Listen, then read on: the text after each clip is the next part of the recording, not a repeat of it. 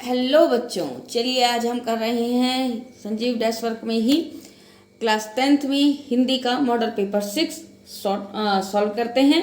और इसके आपको इस पेपर में से इम्पोर्टेंट क्वेश्चंस बताती हूँ, इम्पोर्टेंट निबंध बताती हूँ और आप लोगों को बताती हूँ कौन सा लेटर आपको अच्छी तरीके से, कौन सा विज्ञापन आपको बहुत अच्छी तरीके से करना है। देखिए, खंड अ में आपके पास में 30 अंक का है। खंड अ, इसके अंदर आपके पास में सबसे पहले अपठित गद्यांश, उसके बाद में अपठित पद्यांश। आराम से पढ़िए, बहुत आराम से। देखिए, आपके पास में उपासना की दृष्टि से कई लोग काफ़ी बढ़े चढ़े होते हैं। यह प्रसन्नता की बात है कि जहाँ दूसरे लोग भगवान को बिल्कुल ही भूल बैठे हैं, वहाँ वह व्यक्ति ईश्वर का स्मरण तो करता है, औरों से तो अच्छा है। इसी प्रकार जो बुराइयों से बचा है, अनीति और व्यवस्था नहीं फैलाता, संयम और मर्यादा में रहता है, वह भी भला है, उसे बुद्धिमान कहा जाएगा। क्योंकि दुर्बुद्धि को अपनाने से जो अगणित विपत्तियां उस पर टूटने वाली थी, उनसे बच गया। क्योंकि स्वयं भी उद्विग्न नहीं हुआ, यानी कि व्याकुल नहीं हुआ, परेशान नहीं हुआ और दूसरों को भी विक्षुब्ध न करने की भल मनसाहत बरतता रहा। ये दोनों ही अच्छी बातें हैं। ईश्वर का नाम लेना और भल मनसाहत से रहना एक अच्छे मनुष्य के लिए योग्य कार्य है। उतना तो हर समझदार आदमी को करना ही चाहिए था। जो उतना ही करता है उसकी उतनी ही प्रशंसा की ही जाएगी कि उसने अनिवार्य कर्तव्यों की उपेक्षा नहीं की और दुष्ट दुरात्माओं की होने वाली दुर्गति से अपने को बचा लिया। अब उपयुक्त गद्यांश का उचित शीर्षक है बुद्धिमान और दुर्बुद्धि। देखिए, एक समझदार आदमी को क्या नहीं करना चाहिए? अनीति और अव्यवस्था फैलाना नहीं चाहिए। ईश्वर का नाम लेना और भलपन साहस से रहना योग्य कार्य है अच्छे मनुष्य के लिए। बुराइयों से बचने वाला क्या कहलाता है? उपयुक्त सभी बुद्धिमान भी कहलाता है, समझदार भी कहलाता है और उनसे अच्छा भी कहलाता है। किस मनुष्य की प्रशंसा नहीं की जानी चाहिए? जिसने कर्तव्यों की उपेक्षा की हो। अब आपके पास में अपठित काव्यांश आता है। इस समाधि में छिपी हुई है एक राख की ढेरी, जलकर जिसने स्वतंत्रता की दिव्य आरती फेरी। यह समाधि, यह लघु समाधि है झांसी की रानी की। झांसी की रानी की समाधि के बारे में कविता है। अंतिम लीला स्थली रही यही लक्ष्मी मर्दानी की, यही कहीं वह बिखर गई वह भग्न विजय माला सी, उसके फूल यहाँ संचित हैं यह स्मृतिशाला सी। सहेवार परवार अंत तक बढ़ी वीर बाला सी, आहुति सी गिर पड़ी चिता पर चमक उठी ज्वाला सी। बढ़ जाता है मान वीर का रण में बलि होने से, मूल्यवती होती सोने की भस्म यथा सोने से। रानी से भी अधिक हमें यह समाधि प्यारी है, यहाँ निहित है स्वतंत्रता की आशा की चिंगारी है। इससे भी सुंदर समाधियां हम जग में है पाते, उनकी गाथा पर निशिथ में क्षुद्र जंतु ही गाते। प्रस्तुत काव्यांश का उचित शीर्षक झांसी की रानी लक्ष्मीबाई की समाधि यह है। राख की ढेरी नहीं है इसका। आपके पास में जो आंसर आएगा वो आएगा झांसी की रानी की समाधि। ये देखिए, गलत लगा दिया है ये निशान, ये है आंसर आपके पास में झांसी की रानी की समाधि। रानी की समाधि किसकी प्रतीक है? स्वतंत्रता की। वीरों का सम्मान कहाँ बढ़ता है? युद्ध में बलिदान देने पर। समाधि में किसकी राख की डेरी छिपी हुई है? लक्ष्मीबाई की। रानी लक्ष्मीबाई को एक और अन्य नाम से जाना जाता था। देखिए बच्चों, मनुबाई, मर्दानी और मणिकर्णिका, ये सभी नाम झांसी की रानी के ही थे, तो उपयुक्त सभी आएगा। ठौर का अर्थ क्या है? ठौर स्थान या अवसर। गंतोक में श्वेत पताकाएं किस अवसर पर फहराई जाती थी? किसी बौद्ध भिक्षु की मृत्यु होने पर। ठीक है, बौद्ध भिक्षु की मृत्यु होने पर, यानी कि शोक के अवसर पर गंतोक में श्वेत पताकाएं फहराई जाती थी। जिन संज्ञा शब्दों से किसी भाव, गुण, अवस्था या क्रिया के व्यापार आदि का बोध होता है, उन्हें भाववाचक संज्ञा कहते हैं। पुरुषवाचक सर्वनाम 3 प्रकार के होते हैं, 3 भेद होते हैं। मतलब यह सुंदर गाय है, यहाँ पर सुंदर वाक्य में जो विशेषण है वो गुणवाचक। घोड़ा दौड़ता है, अकर्मक क्रिया का। घोड़ा दौड़ता है, दौड़ता है यहाँ पर ये क्रिया हुई। ठीक है, तो ये दौड़ना क्या हो गई? क्रिया हो गई। लेकिन क्या दौड़ता है? तो क्या का कोई आंसर ही नहीं आया। ठीक है, तो यहाँ पर ये कौन सी हो गई आपके पास में? अकर्मक क्रिया। घोड़ा तेज दौड़ता है, तो यहाँ पर सकर्मक क्रिया होती है। ठीक है, लेकिन यहाँ पर अकर्मक क्रिया हो गई क्योंकि यहाँ पर कर्म आया ही नहीं। संस्कृत में कुल 22 उपसर्ग होते हैं। ये सभी उपसर्ग तत्सम शब्दों के साथ हिंदी में प्रयुक्त होते हैं। मोहित शब्द में प्रत्यय है बच्चों इत। उन्नति शब्द का संधि विच्छेद उत प्लस नति। व्यंजन संधि का नाम है, ये व्यंजन संधि है। उत प्लस नति में व्यंजन संधि। कर्मधारय समास और बहुब्रीहि समास में। कर्मधारय समास में बच्चों जो समस्त पद होता है, यानी कि पूरा का पूरा जो पद होता है, उसमें एक पद विशेषण होता है और दूसरा पद क्या होता है? विशेष्य होता है। जबकि बहुब्रीहि समास में दोनों ही पद प्रधान न होकर के तीसरा पद प्रधान होता है, यानी कि तीसरा अर्थ निकलता है उसके अंदर। जैसे कि वीणा पाणी। ठीक है, एक का अर्थ हुआ वीणा, एक का अर्थ हुआ हाथ, तो वीणा पाणी आता है सरस्वती के लिए। आई बात समझ में? यानी कि जैसे लंबोदर लंबा है जिसका उदर, तो ये आता है आपके पास में गणेश जी के लिए, तो वहां पर आपके पास में हुआ बहुव्रीहि समास। घर की मुर्गी दाल बराबर, लोकोक्ति का अर्थ बताना है बच्चों। सहज सुलभ वस्तु का कोई महत्व नहीं होता। अभी तक बच्चों अगर आपने चैनल को सब्सक्राइब नहीं किया है तो प्लीज़ सब्सक्राइब जरूर कीजिए, ऑल के ऊपर जाकर के बेल आइकन को दबा दीजिए ताकि मेरे आने वाले नोटिफिकेशन आपको जल्दी से जल्दी मिल सकें और आप उसका लाभ उठा सकें। शेयर जरूर कीजिए बच्चों और कमेंट भी जरूर कीजिए, लाइक भी जरूर कीजिए, क्योंकि आपका मोटिवेशन मुझे ऐसे वीडियो बनाने के लिए प्रेरित करता रहेगा। अब देखिए, नौबत खाने में इबादत से क्या तात्पर्य है। नौबत खाना प्रवेश द्वार पर मंगल ध्वनि शहनाई द्वारा बजाए जाने वाले स्थान को कहते हैं। जहाँ पर मंगल ध्वनि के लिए शहनाई वगैरह बजाई जाती है उस स्थान को क्या कहते हैं? नौबत खाना। शहनाई वादन के साथ ईश्वर की प्रार्थना अर्चना करना इबादत कहलाती है। मानवता के विकास के लिए किस मानवीय गुण का स्थान सर्वोपरि है? दूसरों के प्रति सहानुभूति एवं मानवता का भाव रखना तथा त्याग की भावना रखना मानवीय सर्वोपरि गुण है। आत्मकथ्य काव्यांश में प्रतीकार्थ क्या है? इसका प्रतीकार्थ यह है कि इस नाशवान संसार में दुख तकलीफों का कोई अंत नहीं है। आत्मकथ्य कविता है बच्चों जयशंकर प्रसाद की। बादल किसका प्रतीक है? यह पौरुष और क्रांति का प्रतीक है। यह दंतुलिन मुस्कान कविता में कवि ने किसकी मुस्कान का मनोहारी वर्णन किया है? इस कविता में कवि ने एक बच्चे की मुस्कान का मनोहारी वर्णन किया है। बच्चा अपने अप्रवासी पिता, जो बाहर रहता है पिता, जब वो आता है और उसे देखता है तो उसके प्रति जो उसका एक अविश्वास सा होता है, एक न जानने का भाव होता है, और उस न जानने के भाव के कारण वो झिझकता भी है, और उसको देख करके तिरछी नज़र से जो मुस्कुराता है, उसका बहुत मनोहारी मुग्ध वर्णन कवि ने किया है।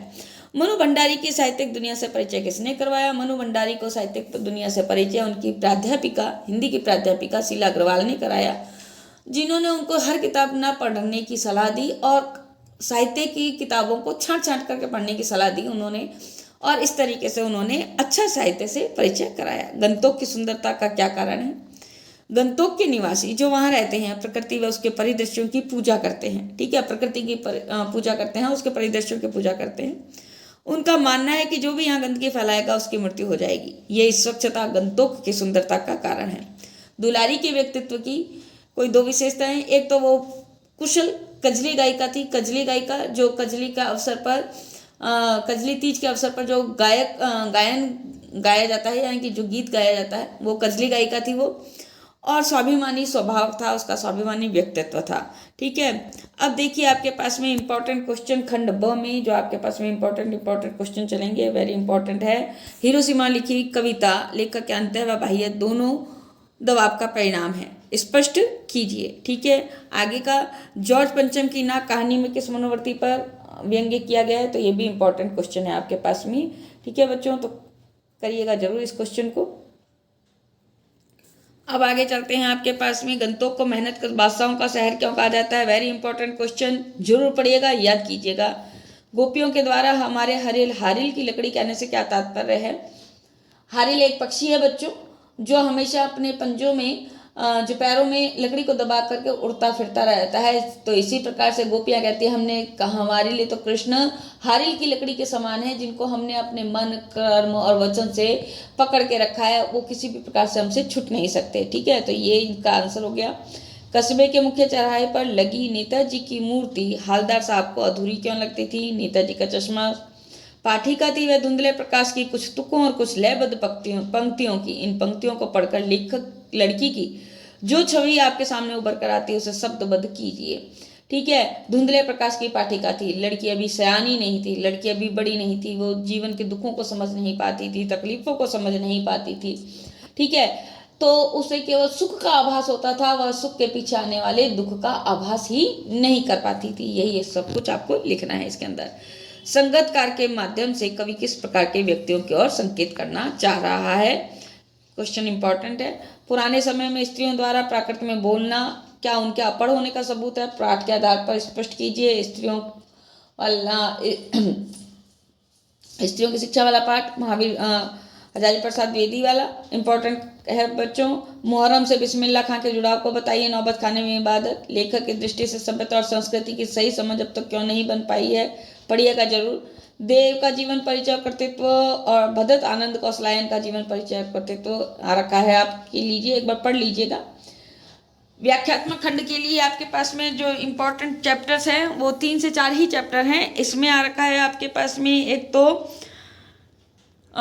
एक कहानी यह भी, और एक है आपके पास में स्त्रियों की शिक्षा का वाला पाठ है, वो वाले पाठ में से आपके पास में आ रखा है। ठीक है, अब आपके पास में संगतकार कविता से एक अंतरा आ रखा है, यानी कि पद्यांश आ रखा है, उसकी व्याख्या, और इसके बाद में ऋतुराज की कविता कन्यादान की कविता, उस कविता से आपके पास में पद्यांश आ रखा है, तो उनकी 2 व्याख्याएं आ रखी हैं आपके पास में। अट नहीं रही कविता में कवि ने प्रकृति की व्यापकता का वर्णन किन रूपों में किया है, ये इंपॉर्टेंट क्वेश्चन है। ठीक है, प्रकृति की व्यापकता का वर्णन जरूर से करिएगा, ये क्वेश्चन आप लोग अट नहीं रही है। ठीक है, ये जरूर से कर लीजिएगा। उसके बाद में आपके पास में संस्कृति नामक पाठ का उद्देश्य इंपॉर्टेंट क्वेश्चन है, 20 के दोनों ही। संस्कृति नामक पाठ का उद्देश्य स्पष्ट कीजिए, उस्ताद बिस्मिल्लाह खां की काशी को क्या देना है, ये वेरी इंपॉर्टेंट क्वेश्चन है। ठीक है, करिएगा जरूर। अब देखिए आपके पास में आत्मनिर्भर भारत, बेरोजगारी की समस्या और समाधान, इनमें से बाल विवाह एक अभिशाप, तो इनमें से इंपॉर्टेंट है आपके पास में आत्मनिर्भर भारत, कंप्यूटर के बढ़ते कदम और प्रभाव, ये 2 बहुत अच्छी तरीके से पढ़िए। उसके बाद में देखिए आपके पास में जो पत्र आ रखा है स्वयं को पहला पत्र नहीं है, दूसरा पत्र देखिए, पहला पत्र कोई इंपॉर्टेंट नहीं है। स्वयं को जयपुर निवासी भरतेश जैन मानकर चंडीगढ़ निवासी अपने बड़े भाई विश्वेश जैन को एक पत्र लिखिए जिसमें अपने माता जी के अस्वस्थ होने की सूचना दी गई है। पढ़ लीजिएगा एक बार ये पत्र। ठीक है, ये पत्र एक बार पढ़ लीजिएगा, हालांकि दोनों ही पत्र इतने ज़्यादा इंपॉर्टेंट नहीं है, लेकिन फिर भी एक बार पढ़ लीजिएगा। उसके बाद में आपके पास में जो है जो विज्ञापन है, तो विज्ञापन देखिए, राष्ट्रीय हैंडलूम उत्पादों का प्रदर्शन विक्रय मेला आयोजन किया जा रहा है, इसका एक विज्ञापन तैयार करना है, ये इंपॉर्टेंट है, ये करिएगा जरूर। ठीक है, अब आपके पास में देखिए आंसर शीट में आपके पास में सारे ही, मैंने पहला जो आपके पास में वो है सेक्शन ए, वो मैंने बता दिया, इसमें सेक्शन बी, सेक्शन सी और सेक्शन डी, सब कुछ सारे ही आंसर हैं आपके पास में अवेलेबल। तो आपको ये जो है इसकी पीडीएफ आपको डिस्क्रिप्शन बॉक्स में मिल जाएगी बच्चों, डिस्क्रिप्शन बॉक्स से आप पीडीएफ अवेलेबल ले सकते हैं। मेरे टेलीग्राम चैनल को भी ज्वाइन कर सकते हैं, मेरे टेलीग्राम चैनल का लिंक भी मैं आपको डिस्क्रिप्शन बॉक्स में अवेलेबल करा दूंगी, और शारदा थानवी के नाम से ही मेरे टेलीग्राम पर चैनल है, जहाँ पर मैं आपको वीडियोज भी अवेलेबल कराती हूँ, और पीडीएफ मैं आपको इसी वीडियो के डिस्क्रिप्शन बॉक्स में डाल दूंगी बिना पासवर्ड के। तो आप जब डिस्क्रिप्शन बॉक्स खोलेंगे, वहाँ पर जब आप पीडीएफ पर लिंक पर क्लिक करेंगे तो आपके सामने पीडीएफ आ जाएगी। तो पीडीएफ डाउनलोड होने में थोड़ा टाइम लगता है बच्चों, तो इसलिए बिल्कुल नर्वस ना होइए, बिल्कुल चेक करके लिंक डाला जाता है, और लिंक हमेशा काम करता है, इसलिए इसके घबराने की बात नहीं है कि नहीं मैडम लिंक खुल नहीं रहा, ओपन नहीं हो रहा, थोड़ा इंतजार करिए, क्योंकि पीडीएफ 20-21 पेज की होती है। एक ही पेपर का एक ही वीडियो बना रही हूँ, क्योंकि पीडीएफ आप लोगों को आसानी से अवेलेबल हो जाए इसलिए। ठीक है, तो कैसा लगा वीडियो बच्चों? अगर अच्छा लगा हो तो प्लीज़ लाइक, कमेंट और शेयर करना बिल्कुल भी ना भूलें, चैनल को भी सब्सक्राइब करना ना भूलें। आज के लिए धन्यवाद। वंदे मातरम।